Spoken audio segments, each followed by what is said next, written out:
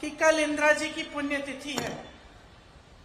मुझे एक छोटी अपनी बात याद आई। मैं 12 साल की थी। उस दिन सुबह 9 बजे 8 बजे मैं स्कूल जा रही थी, तो हम लोग इकट्ठे रहते थे। दादी के पास गई। स्कूल में एक प्रतियोगिता थी, उसके लिए मैंने दादी का एक झोला रखती थी, मैंने उनका झोला मांगा। नाटक की प्रतियोगिता थी। झोला मांगा दादी से और उनको प्यार से ऐसे पकड़ के बाय बाय बोल के स्कूल चली गई। तकरीबन 2 घंटे बाद हमें स्कूल से लेने के लिए सुरक्षा कर्मी आ गए। गाड़ियों में रखा, बिठाया। काफी इतने सारे सुरक्षा कर्मी मैंने जीवन में नहीं देखे थे। अचानक हमें घर ले गए। हमें मालूम नहीं था, राहुल को और मुझे, कि क्या हुआ।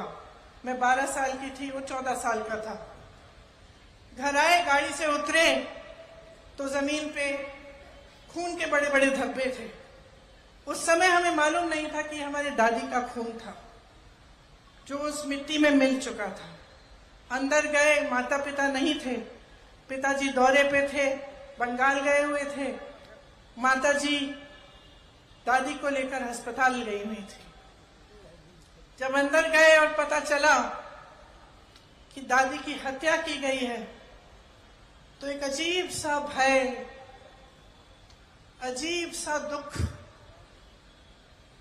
मन में जागा और ऐसे लगा कि क्या अगले दिन सुबह हो भी सकती है कि हमारी दादी, जो सिर्फ हमारी दादी नहीं थी लेकिन एक महान शख्सियत थी,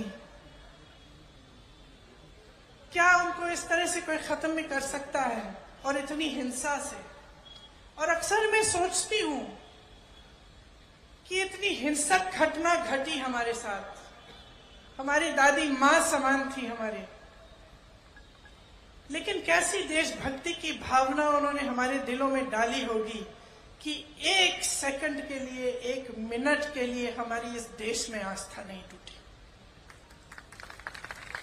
7 साल बाद, और ये मैं लंबी चौड़ी बात आपको इसलिए बता रही हूं, मैं बताऊंगी क्यों। 7 साल बाद मैं 19 साल की थी। इसी तरह की घटना मेरे पिता के साथ घटती है और मैं अपने पिता का छलनी शरीर, खून से लथपथ शरीर घर लाती हूं। फिर भी मेरी इस देश में आस्था नहीं टूटती, फिर भी देशभक्ति कम नहीं होती, बढ़ती चली जाती है।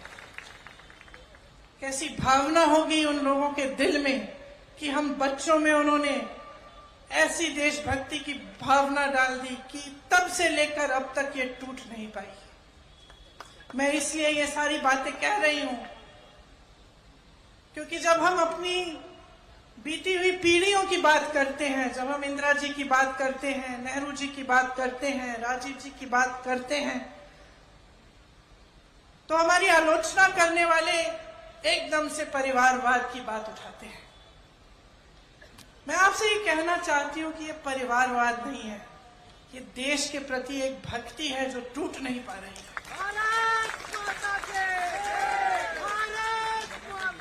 और ये एक श्रद्धा है दिल में आप सबके लिए, आपके लिए जो आप यहाँ बैठे हैं, मेरी बहनों आपके लिए, मेरे भाइयों आपके लिए, जो इस देश का किसान है उसके लिए, जो दिन रात एक करता है उस खेती के में से कुछ बनाने के लिए, उपज करने के लिए, हमें खिलाने के लिए, जो अन्नदाता है इस देश का, उसके लिए आस्था है। जिसका बेटा जवान बनके सेना पे तैनात होता है हमारे लिए, जो मेरी दादी की तरह, मेरे पिताजी की तरह इस देश के लिए अपनी जान देने के लिए तैयार होता है, उसके प्रति आस्था है। और ये कुछ भी कह लें, कुछ भी कर लें, ये आस्था कभी नहीं तोड़ पाएंगे, ये देशभक्ति कभी नहीं तोड़ पाएंगे।